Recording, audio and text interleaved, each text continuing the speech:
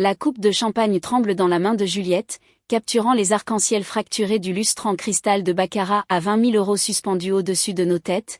Le quatuor de jazz s'est tué. 50 femmes de l'élite parisienne en Chanel et hommes en costume sur mesure Tom Ford se sont arrêtés au milieu de leur conversation, les yeux fixés sur l'écran de projection géant qui vient de s'allumer derrière ma sœur. Elle se tient sur l'estrade dans le salon de nos parents, sa robe Dior étincelant comme de la neige fraîchement tombée, cette bague de fiançailles en diamant de 5 carats accrochant la lumière alors qu'elle désigne le coin sombre où je suis postée à la console audio. « Merci à ma pauvre sœur Manon », dit-elle, la voix dégoulinante d'une sympathie répétée, qui accepte toujours de vivre dans l'ombre pour que je puisse briller. La salle éclate d'un rire poli, je vois le sourire satisfait de ma mère, mon père, Luc hoche la tête avec approbation depuis le premier rang, mais Adrien Cassel, milliardaire de la tech et fiancé de ma sœur, l'homme censé sceller son ascension dans la stratosphère de la richesse, ne rit pas. Il lâche sa main comme si elle était contaminée, il sort l'iPad contrôlant le système domotique, ses doigts bougent sur l'écran avec la précision d'un chirurgien pratiquant une incision. « Intéressant », dit-il,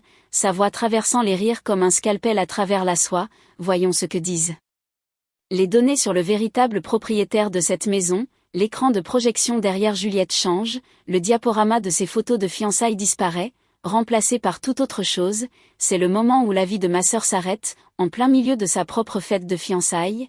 Mais la mèche de cette explosion n'a pas été allumée dans la salle de bal, elle a été allumée il y a 4 mois, non pas dans un hall rempli de lustres, mais dans l'obscurité. La route vers cette destruction a été forgée dans la chaleur mécanique étouffante du débarras converti qui me servait de bureau. Les serveurs bourdonnaient comme des frelons en colère, irradiant des vagues de chaleur qui faisaient perler la sueur sur mes tempes malgré le froid d'octobre dehors.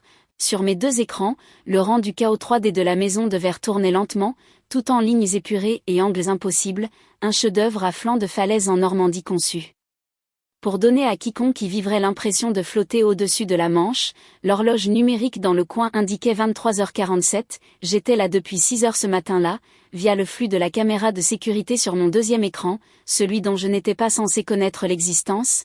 Je regardais ma sœur Juliette dans le bureau principal, cet espace aux murs de verre, climatisé et inondé de lumière qui aurait dû être le mien.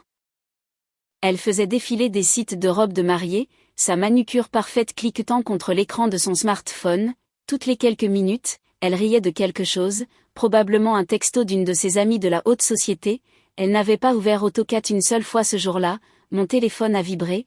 Un texto de Juliette disant « J'ai besoin que tu révises le design du faire-part de mariage. Adrien dit que la police actuelle fait « cheap, arrange ça pour demain matin ». J'ai fixé le message, le faire-part que j'avais conçu pendant ma pause déjeuner et dont elle s'était attribué le mérite. J'ai zoomé sur le détail du garde-corps en verre dans le plan, celui sur lequel Adrien avait spécifiquement posé des questions le mois précédent, celui que Juliette avait balayé comme étant des trucs techniques ennuyeux. J'ai relancé le calcul de charge horizontale pour la 3e fois, ajustant l'épaisseur du stratifié pour dépasser les exigences du code de la construction français de 40%, parce que lorsque vous conceviez une maison pour que les enfants de quelqu'un d'autre y grandissent, vous ne lésiniez pas sur les moyens, même si ce quelqu'un épousait votre sœur, même si elle s'attribuait le mérite de chaque calcul que vous faisiez. La porte du placard s'est ouverte sans avertissement, mon père a rempli l'encadrement de la porte, sa carrure d'1,90 m. Bloquant la lumière du couloir, Luc Perrier, président de Perrier et Associés, portant toujours son costume à minuit comme s'il auditionnait pour un thriller d'entreprise. « Tu travailles tard ?» a-t-il demandé, bien que ce ne soit pas vraiment une question. Les calculs du garde-corps en verre. Bien, Cassel a appelé plus tôt, il s'inquiète du calendrier, il est entré dans l'espace exigu et soudain il n'y avait plus d'oxygène. Je lui ai rappelé que ce cabinet n'a jamais manqué une échéance. Ne me fais pas passer pour un menteur Manon, le contrat piège trônait entre nous comme une mine terrestre. Clause de dédiformation, 50 000 €. Je devais prétendument cette somme à l'entreprise pour le développement professionnel si je démissionnais avant 5 ans. 5 ans à travailler dans ce placard pendant que Juliette s'attribuait le mérite de mes créations. 5 ans à gagner 30 000 € par an alors qu'elle touchait 100 000 € en tant que designer principal. Il restait 3 ans et 2 mois à ma peine. Je ne vous décevrai pas, ai-je dit, les mots automatiques, un réflexe pavlovien. Tu as intérêt, le mariage de ta sœur dépend de ce projet. Il a ajusté ses boutons de manchette Cartier, valant probablement plus que ma voiture. Juliette construit quelque chose de plus grand que tu ne pourrais jamais comprendre.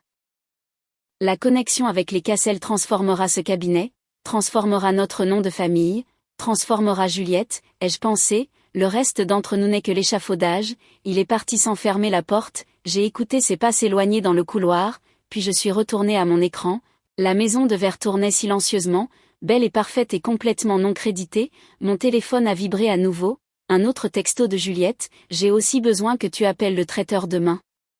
Adrien veut ajouter un stand de sushi, tu sais ce qu'il aime, je savais ce qu'il aimait parce que c'est moi qui avais assisté à la réunion de consultation de 3 heures où il expliquait sa vision de la maison, où il parlait de vouloir des baies vitrées du sol au plafond pour que ses futurs enfants puissent regarder le lever du soleil sur l'océan, où Juliette faisait défiler Instagram et disait oui chérie à des intervalles appropriés.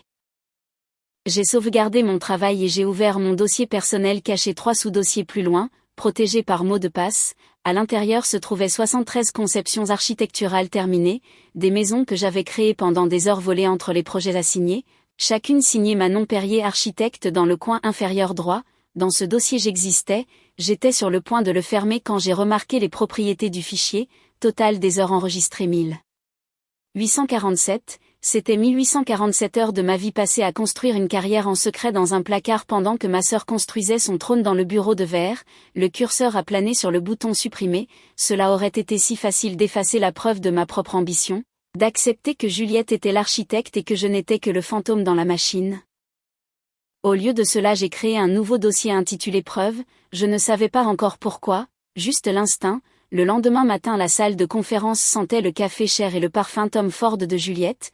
Adrien Cassel était assis en bout de table dans un costume gris anthracite qui coûtait probablement plus que mon salaire annuel, sa tablette ouverte devant lui, ma sœur perchée à côté de lui dans un tailleur blanc, sa bague de fiançailles bien en vue chaque fois qu'elle faisait un geste. J'étais coincé dans un coin étiqueté assistante technique sur l'ordre du jour de la réunion, mon rôle prendre des notes, rester silencieuse, fournir des informations uniquement si on me le demande directement. J'ai passé en revue les plans structurels, a dit Adrien, son doigt traçant le garde-corps en verre sur l'écran de sa tablette. Cette section, la terrasse en porte-à-faux, est-ce sûr pour les jeunes enfants? Quelle est la résistance à la charge horizontale requise par le code du bâtiment? Le sourire de Juliette n'a pas vacillé. Oh chérie, ne t'inquiète pas des détails techniques ennuyeux, c'est romantique et c'est ce qui compte, fais-moi confiance. J'ai passé des mois à perfectionner l'esthétique. Je parle d'ingénierie. La voix d'Adrien était patiente mais j'ai saisi la pointe d'agacement en dessous. Quelle est la charge nominale? Les yeux de Juliette ont clignoté vers moi pendant une microseconde. Un ordre silencieux mais sa bouche a continué à bouger. Le verre est très solide, haut de gamme. Manon s'occupe de tous les chiffres. La déception a traversé le visage d'Adrien, c'était subtil, juste un resserrement autour de ses yeux, mais je l'ai vu, j'avais vu des gens être déçus par moi toute ma vie, je reconnaissais l'expression. Je me suis instinctivement penché en avant, incapable de regarder la réputation du cabinet s'effondrer. En fait, le garde-corps utilise du verre trempé triple feuilleté évalué pour 250 kg par mètre linéaire, ce qui dépasse l'exigence de l'état de 100 kg par. Crac, la douleur a explosé dans mon tibia, la chaussure de luxe s'écrasant dans ma jambe sous la table avec une précision exercée, le genre de coup qui ne laissait pas de bleu visible mais envoyait un message clair. J'ai avalé le reste de ma phrase. Ce que Manon veut dire, a dit mon père doucement, sa main sur mon épaule dans un geste qui semblait paternel mais qui ressemblait à un étau, c'est que toutes les spécifications techniques ont été vérifiées par notre consultant en ingénierie. Nous avons la documentation de certification complète disponible sur demande. Le regard d'Adrien passait de moi à mon père. Calculateur, j'aimerais voir ces certifications, envoyez-les par mail d'ici la fin de la journée. Bien sûr, a dit Juliette brillamment, passant déjà au sujet suivant maintenant. À propos de la salle de bain principale, je pensais au marbre de Calacata. La réunion a continué, je suis restée assise en silence, mon tibia palpitant, et j'ai tapé des notes que je transformerai plus tard en certifications demandées par Adrien, des certifications que Juliette enverrait sous son nom. Alors que nous partions, Adrien s'est arrêté à côté de ma chaise. Manon, c'est ça? J'ai hoché la tête, ne faisant pas confiance à ma voix. Vous connaissez vos codes du bâtiment, a-t-il dit avec désinvolture, mais ses yeux étaient vifs, évaluants. Elle est très minutieuse avec les détails, a interjeté Luc, dirigeant Adrien vers la porte. C'est pourquoi nous la gardons dans l'équipe technique, chacun son rôle. Adrien a jeté un dernier coup d'œil avant de partir. J'ai fait semblant d'être absorbé par mon ordinateur portable. Cette nuit-là, de retour dans mon bureau placard, j'ai ouvert le dossier preuve, ajouté un nouveau fichier, note réunion 10-15 TXT. J'ai tapé Adrien Cassel, a posé des questions sur les spécifications du garde-corps en verre. Juliette n'a pas pu répondre. J'ai fourni des données techniques. Luc m'a donné un coup de pied pour maintenir le silence. J'ai fixé les mots, je me demandais ce que je faisais, pour qui je le faisais, puis j'ai sauvegardé le fichier et je suis retourné travailler sur la maison de verre, m'assurant que chaque calcul était parfait, parce que même si personne ne saura jamais que je l'ai conçu, je le saurai. Je refusais de laisser l'incompétence de ma sœur faire tomber l'enfant de quelqu'un à travers un garde-corps défectueux. Mon téléphone a vibré. Juliette, urgence mariage, besoin que tu appelles 3 fleuristes et obtiennes des devis pour des pivoines. Adrien adore les pivoines pour demain. J'ai regardé l'horloge, 1h23 du matin. J'ai pris mon téléphone et j'ai commencé à faire une liste de fleuristes à appeler le matin, parce que c'était ce que faisaient les fantômes. Nous ne parlions pas encore.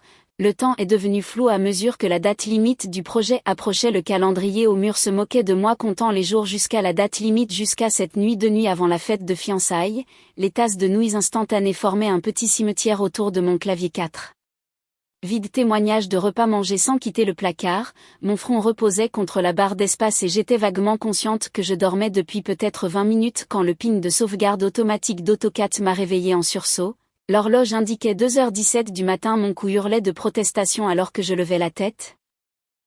La porte s'est ouverte, la panique a inondé mon système. Luc faisait parfois des contrôles aléatoires, s'assurant que je ne gaspille pas le temps de l'entreprise. J'ai frénétiquement réduit la feuille de calcul du planificateur de mariage sur laquelle je travaillais, du travail non rémunéré pour Juliette, et j'ai affiché les plans de la maison de verre, mais ce n'était pas l'eau de Cologne de mon père qui remplissait le petit espace, c'était quelque chose de plus cher, de plus subtil. Adrien Cassel se tenait dans l'encadrement de la porte, portant un sweat à capuche polytechnique et un jean tenant un sac de livraison isotherme haut de gamme de chez Matsuisa. Il avait l'air confus, puis choqué, puis autre chose que je ne pouvais pas tout à fait lire. Manon. Il a regardé autour du placard, les racks de serveurs, la seule lumière fluorescente, l'absence totale de fenêtres. Quoi, où est Juliette? Ma bouche avait oublié comment former des mots. Adrien Cassel était dans mon bureau à 2h du matin, tenant ce qui ressemblait à un plat à emporter d'un restaurant où le dîner pour 2 coûtait 400 €. Elle n'est pas là, ai-je réussi à dire, mais l'alerte système. Il a levé son téléphone, montrant l'application domotique. L'activité du serveur du bureau a déclenché une notification. Je pensais, il s'est tu comprenant, je pensais qu'elle était ici en train de travailler sur notre maison. Notre maison a frappé différemment qu'il n'aurait dû, comme s'il était déjà émotionnellement investi dans le bâtiment qui n'existait que dans les plans, et mon cerveau épuisé, il a posé le sac thermique sur le seul coin libre de mon bureau, à côté de mes tasses de nouilles instantanées à 2 €. Sushi, a-t-il dit distraitement, et frites à la truffe gardées au chaud dans le sac isotherme. Le contraste était presque physiquement douloureux. Frites à la truffe et sushis artisanaux à côté de nouilles chargées de conservateurs. Juliette m'a dit que tu ne savais pas utiliser AutoCAD, a-t-il dit lentement, ses yeux sur mon écran. Elle a dit que tu n'étais que du personnel de soutien. Je n'ai pas répondu, je ne pouvais pas répondre, la peur était encore trop ancrée.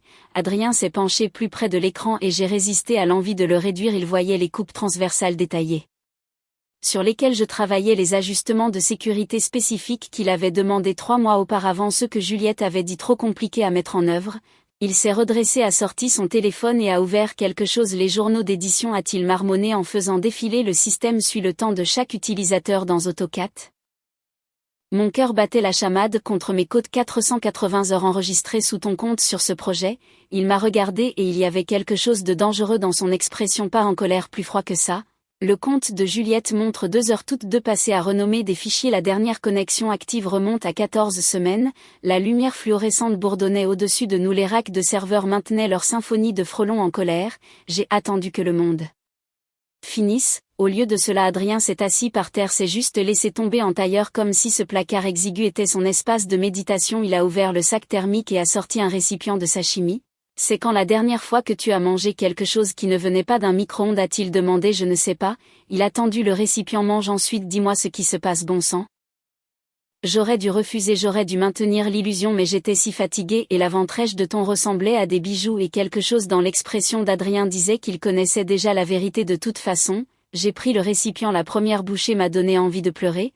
Elle est au Avalon, j'ai dit doucement, le club en centre-ville, service bouteille avec ses amis. La mâchoire d'Adrien s'est serrée alors que je pensais qu'elle était ici à travailler sur notre futur maison. Elle fait ça souvent. Les mots sont sortis avant que je puisse les arrêter. Elle me fait me connecter à son ordinateur portable à distance et bouger la souris toutes les 20 minutes pour que le système montre de l'activité. Ça donne l'impression qu'elle travaille tard. Mon Dieu, il a passé sa main dans ses cheveux, quoi d'autre? Et peut-être que c'était l'épuisement ou peut-être que c'était le fait que quelqu'un demandait enfin mais je lui ai dit le contrat piège le fonds fiduciaire volé la planification du mariage que j'ai faite sans être payé la réunion où Luc m'a donné un coup de pied pour avoir parlé les 4 années de conception de bâtiment, qui porterait la signature de Juliette dans le coin. Adrien a écouté sans interrompre son expression devenant progressivement plus glaciale. Quand j'ai fini il est resté silencieux pendant un long moment puis je suis venu ici parce que je pensais épouser quelqu'un dévoué à construire de belles choses, quelqu'un qui comprend que l'architecture consiste à créer des espaces où les gens construisent leur vie. Il a regardé l'écran mes plans, je pensais épouser une architecte. Juliette est une fraude, il l'a dit cliniquement comme s'il diagnostiquait un bug logiciel et je suis un idiot qui était tellement pris par l'esthétique que je n'ai pas vérifié le code source. Il s'est levé sortant son téléphone. J'ai besoin que tu m'aides à mener un audit médico-légal, chaque fichier de projet, chaque transaction financière, chaque journal de communication. Peux-tu faire ça, si Luc le découvre? La clause de dédéformation de ton père vaut moins que le papier sur lequel elle est imprimée. Mon équipe juridique la déchiquetera en environ 48 heures pro bono. Il a croisé mon regard. Je n'épouserai pas une fraude, Manon, et je ne laisserai pas ta famille t'enfermer dans ce placard pour 3 autres années. Aide-moi à compiler les preuves et je te libérerai. Liberté, le mot semblait étranger, impossible. Où est le piège, ai-je demandé? Pas de piège, juste une condition, j'ai besoin de la vérité absolue, chaque fichier, chaque divergence, tout ce qu'ils t'ont volé. Peux-tu faire ça sans que ta peur ne se mette en travers? J'ai pensé au dossier preuve enfoui dans mon disque dur, les notes de réunion, les journaux de travail, 4 ans de documentation que je gardais sans savoir pourquoi. Je peux le faire, ai-je dit. Adrien a tendu la main, non pas pour une poignée de main mais pour mon téléphone. Donne-moi ton numéro, nous nous coordonnerons via un VPN sécurisé, rien qu'il ne puisse tracer. J'ai remis mon téléphone, je l'ai regardé taper ses coordonnées quand il me l'a rendu. Son nom était listé comme consultant technique dans mes contacts inoffensifs intelligents. 48 heures, a-t-il dit en se dirigeant vers la porte. Ensuite on brûle tout. Après son départ, je me suis assise dans le silence de mon bureau. Placard tenant un récipient de sushi à 80 € et je me suis laissé imaginer à quoi pourrait ressembler la liberté, puis j'ai ouvert le dossier preuve et je me suis mise au travail. Le soleil s'est levé le jour précédent, les fiançailles projetant de longues ombres sur le sol de ma chambre. Je tenais une robe bleu marine que j'avais achetée en solde pour 89 €. Cela signifiait 2 semaines de déjeuner sauté et marcher 5 km à l'aller et au retour pour économiser sur l'essence. Mais quand je me regardais dans le miroir, je voyais quelqu'un qui pourrait exister en dehors d'un débarras, quelqu'un qui pourrait assister à la fête de fiançailles de sa sœur en tant qu'invité plutôt qu'en tant que domestique. Je tenais la robe quand ma mère est entrée dans ma chambre sans frapper. Qu'est-ce que c'est? Marianne Perrier a demandé, son ancienne posture de mannequin rendant même son peignoir royal. C'est pour demain soir, pour la fête. Sa main a jailli, a arraché la robe de ma prise et sais-tu d'éclipser ta sœur, c'est bleu marine, c'est modeste, je pensais juste. Tu as mal pensé. Elle a mis la robe en boule et l'a jetée dans ma corbeille à papier. De son autre main, elle a produit un vêtement noir informe qui ressemblait à un uniforme de concierge. Tu travailles à la cabine technique, tu portes ça. Juliette est la reine, demain soir tu es laide, porte ça et reste dans l'ombre.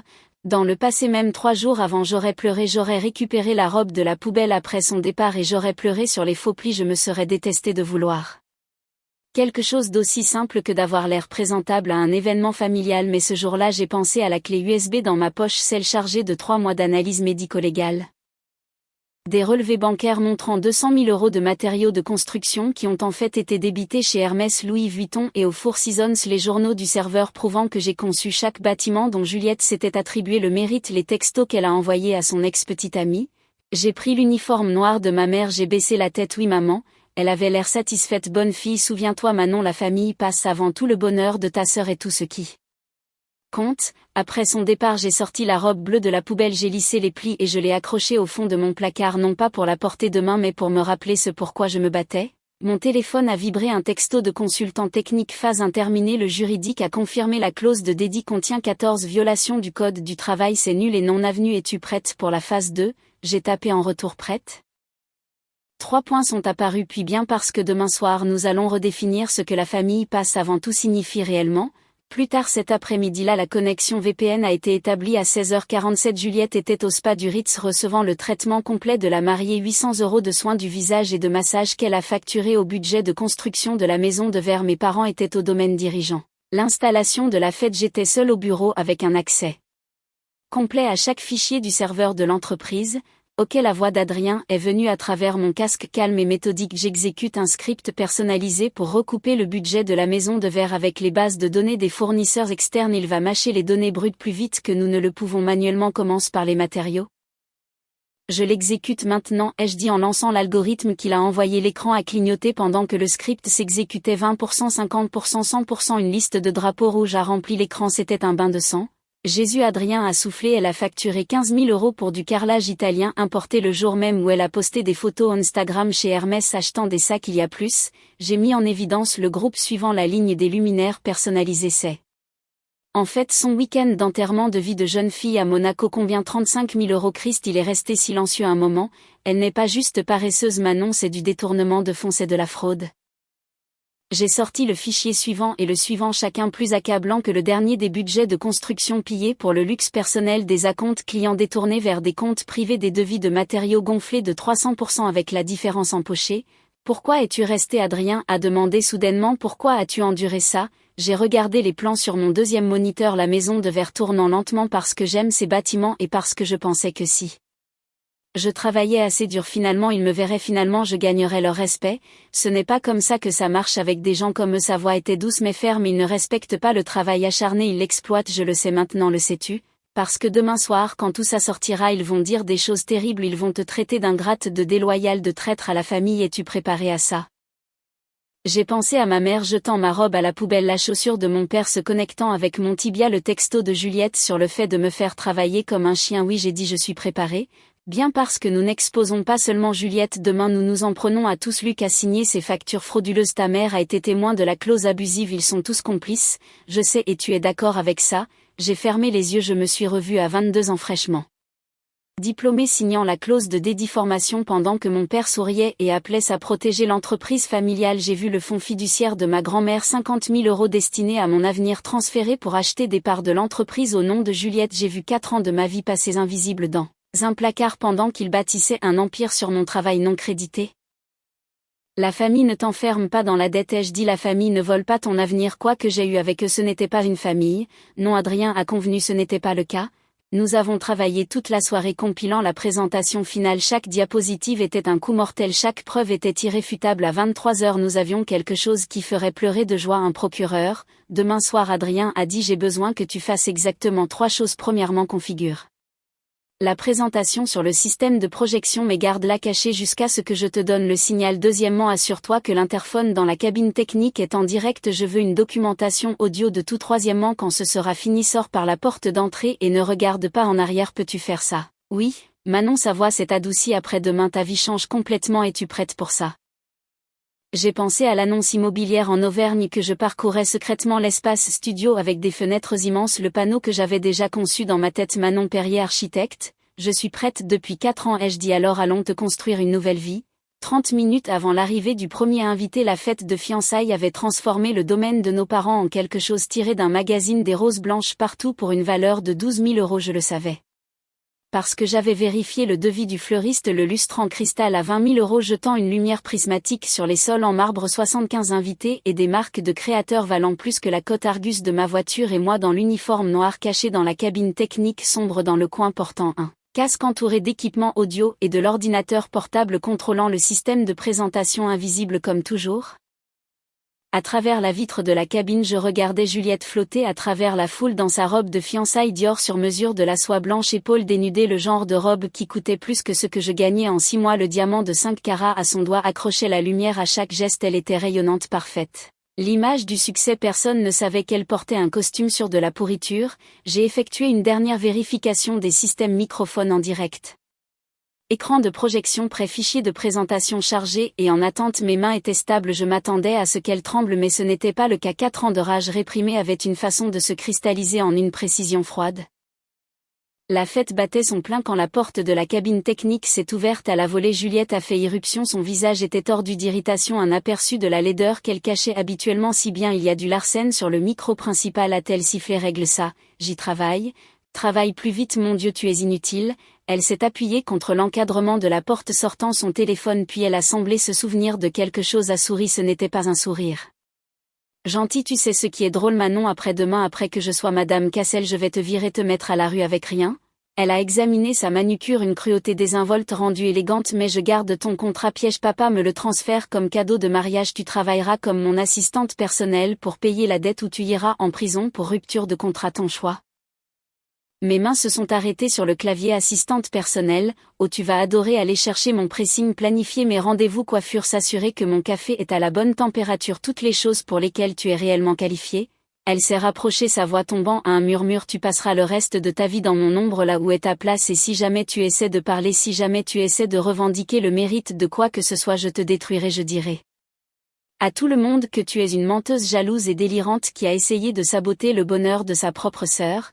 Elle était assez proche maintenant pour que je puisse sentir son parfum, voir la satisfaction cruelle dans ses yeux. Tu pourriras dans ce placard jusqu'à ce que je n'ai plus besoin de toi, alors tu pourriras quelque part pire, parce que tu n'es rien, Manon, tu as toujours été rien, et rien n'est tout ce que tu seras jamais. Elle ne savait pas trois choses: le système d'interphone était en direct, chaque mot était enregistré. Adrien était dans le salon VIP avec une oreillette entendant tout, et j'avais cessé d'avoir peur environ 48 heures auparavant. Je l'ai regardé, j'ai croisé son regard directement pour la première fois depuis des années. Joyeuse fiançailles, Juliette, j'espère que tu aimes mon cadeau. La confusion a traversé son visage. Quel cadeau? Tu verras. Elle m'a fixé un autre moment puis a ricané et est partie. À travers la fenêtre, je l'ai vu rejoindre Adrien sur l'estrade, se transformant instantanément en la future mariée rayonnante. Mais le langage corporel d'Adrien avait changé, il se tenait à 1 mètre d'elle au lieu d'être proche, n'a pas pris sa main quand elle a tendu la sienne. Son visage était un masque de courtoisie professionnel couvrant quelque chose d'arctique en dessous. Mon téléphone a vibré, un texto de consultant technique, entendu chaque mot. Elle est finie, attends mon signal. J'ai mis mon casque, j'ai sorti le fichier de présentation et j'ai attendu le moment qui changerait tout. À travers la fenêtre, j'ai vu le quatuor de jazz se positionner pour le toast de Juliette. Les invités se sont rassemblés avec des coupes de champagne. Mes parents se tenaient fiers et satisfaits au premier rang. Ils n'avaient aucune idée que le sol était sur le point de se dérober sous leurs pieds. Mon doigt planait sur la touche entrée. C'est l'heure, et maintenant nous sommes revenus au début. Temps zéro. Juliette monte sur l'estrade comme si elle montait sur un trône. Le lustre au-dessus d'elle crée un effet de halo angélique éthéré, exactement l'image qu'elle a passé 29 ans à cultiver. Elle lève sa coupe de champagne et la foule se tait de cette manière expectative qui signifie que quelqu'un d'important est sur le point de parler. Merci à tous d'être venus ce soir, commence-t-elle, sa voix claire et confiante. Cela a été un voyage incroyable et je suis tellement reconnaissante de partager ce moment avec les gens qui m'ont soutenue. Elle fait une pause pour l'effet puis se tourne vers mon coin sombre, surtout ma sœur Manon qui a toujours accepté sa place dans l'ombre pour que je puisse briller. Il faut un genre spécial de personnes pour se satisfaire de si peu, pour ne jamais vouloir plus que ce qu'on leur donne. Merci Manon d'être cette personne. La salle rit, un rire poli condescendant. Ma mère s'essuie les yeux comme si Juliette venait de livrer un hommage touchant au lieu d'une humiliation publique. Lui coche la tête avec approbation, mais Adrien ne rit pas, il lâche la main de Juliette. Elle doit attraper l'air quand elle tend la main vers lui à nouveau. Il sort l'iPad contrôlant le système domotique, son visage absolument neutre. C'est l'expression que j'imagine qu'il porte lors des négociations d'OPA hostile. Intéressant, dit-il dans le micro, sa voix traversant les rires comme une lame à travers la soie. Voyons ce que disent les données sur qui mérite vraiment de briller. Il regarde vers la cabine technique, établit un contact visuel direct avec moi à travers la vitre. J'appuie sur entrée. Sur mon moniteur de contrôle, le flux change. Je sais que l'écran géant de 250 cm derrière Juliette reflète exactement ce que je vois. Son diaporama de fiançailles soigneusement organisé, des photos professionnelles du couple heureux, des clichés romantiques au coucher du soleil, des images de visitant leur future maison disparaît, remplacée par toute autre chose. Diapositive, un journal de travail, projet maison de vers Manon Perrier, 480 heures enregistrées. Juliette Perrier, 2 heures enregistrées. Dernière activité il y a 14 semaines, opération de renommage de fichiers seulement. La salle devient silencieuse, pas le silence expectatif d'avant, quelque chose de plus lourd. C'est juste des trucs techniques de back-end, dit Juliette rapidement, sa voix vacillant. Manon gère le travail informatique ennuyeux pendant que je me concentre sur le design réel. Adrien clique sur la diapositive suivante. Diapositive 2, échange de SMS entre Juliette Perrier et Marc Vance, 3 septembre. Juliette. Adrien est ennuyeux mais blindé. Une fois marié, je prends sa carte noire et je fais du shopping jusqu'à épuisement. Manon devra travailler comme un chien pour que je puisse me détendre. Marc. Sans froid, j'adore Juliette. La meilleure partie, je fais travailler Manon comme mon esclave personnelle. Après le mariage, elle est tellement pathétique qu'elle le fera vraiment. Le murmure de la foule n'est plus poli, c'est un choc. Le dégoût, le bruit du statut social s'effritant en temps réel. Le visage de Juliette est devenu blanc. C'est faux que quelqu'un a trafiqué ses textos. Adrien chéri, tu sais que je ne ferai jamais. Diapositive suivante, dit Adrien froidement. Diapositive 3 Dossier financier budget de construction de la maison de verre divergence matériel 15 000 € carrelage italien importé réel sac Hermès 15 septembre 35 000 € luminaire personnalisé réel voyage enterrement de vie de jeune fille à Monaco 2 octobre 28 000 € consultation architecturale réel forfait spa Four Seasons plusieurs dates 47 000 € parquet en bois dur premium réel bijoux Cartier 30 août total fonds détourné 200 000 €. La coupe de champagne glisse de la main de Juliette, elle heurte le sol en marbre et explose en éclats scintillants. Aimes-tu ton cadeau Juliette? Je pense en regardant la couleur quitter son visage, c'est du sur-mesure juste pour toi. C'était des dépenses professionnelles légitimes dit mon père s'avançant. Luc Perrier, président de Perrier et associés, ces frais ont été approuvés par toi Adrien. Clique à nouveau ce qui fait de ceci une conspiration pour commettre une fraude. Diapositive 4 Signature d'autorisation chaque facture falsifiée chaque frais frauduleux portant la signature de mon père chaque devis gonflé et dépôt détourné approuvé par Luc Perrier lui-même. C'est un malentendu mon père tempête mais son visage est devenu gris. Nous pouvons expliquer la comptabilité au fisc. Adrien fait un geste vers son téléphone parce que j'ai déjà transmis ces documents aux enquêteurs fédéraux. Ils sont très intéressés par votre comptabilité créative. Ma mère attrape le bras de mon père. Juliette est figée sur l'estrade, sa façade parfaite se fissurant comme de la porcelaine sous pression. Adrien lève la main et arrache la boutonnière de rose blanche de son revers. Il la jette par terre dans l'espace vide le séparant de Juliette. Une ligne dentelée dessinée dans des pétales écrasés. Juliette, je n'épouserai pas une fraude. Sa voix est clinique maintenant, la chaleur complètement partie en vertu de la loi. Cette bague est un cadeau conditionnel. Puisque le mariage n'aura pas lieu par ta faute, tu es tenu de la rendre immédiatement. Adrien, s'il te plaît. La voix de Juliette se brise de vraies larmes maintenant, barbouillant son maquillage professionnel. Je peux expliquer, tu peux expliquer à ton avocat.